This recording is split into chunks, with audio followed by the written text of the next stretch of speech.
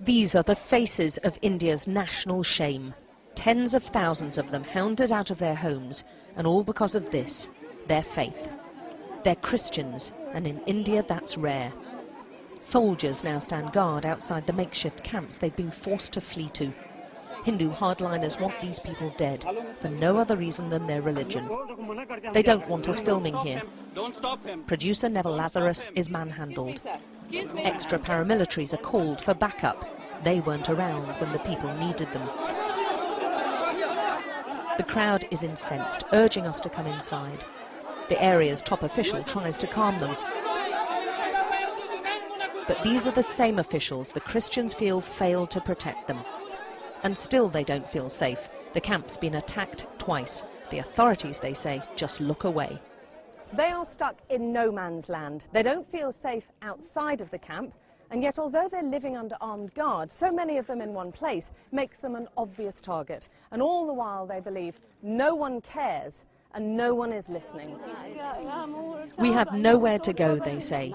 Then one woman cries out for help, help from the international community.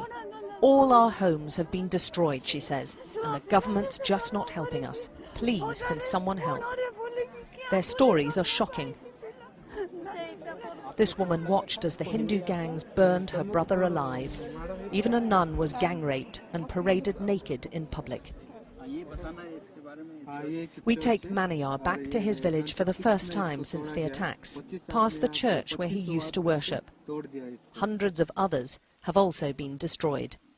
The killing of a Hindu leader sparked this orgy of violence. Christians were blamed, and Hindu gangs went on the rampage, destroying village after village, house after house.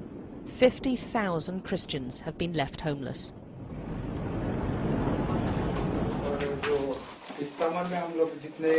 Maniyar's home is barely recognizable, with walls smashed in and every room trashed.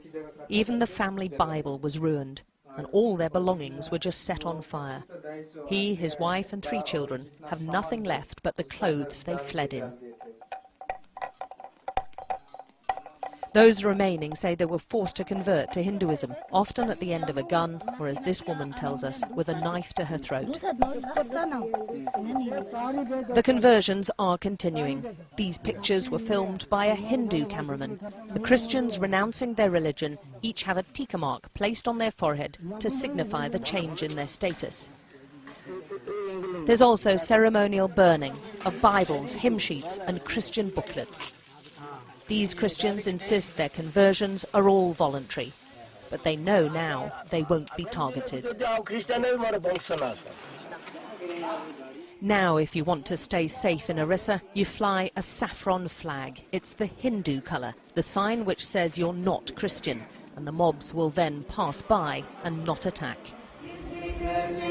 Displays of Christian faith are simply not tolerated anymore. It's mostly done in secret. Orissa's slowly being ethnically cleansed of its Christian minority. They were looking for me to beat or probably to kill me.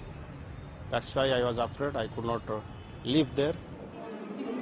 In the refuge camps, the tales of cruelty wrought on them is staggering. This woman saw one of her grandchildren, who was paralysed, doused with petrol and set alight. The country's Prime Minister's called this Christian persecution, the worst since independence, a national disgrace. But so far he's been powerless to stop it. Alex Crawford, Sky News, Orissa.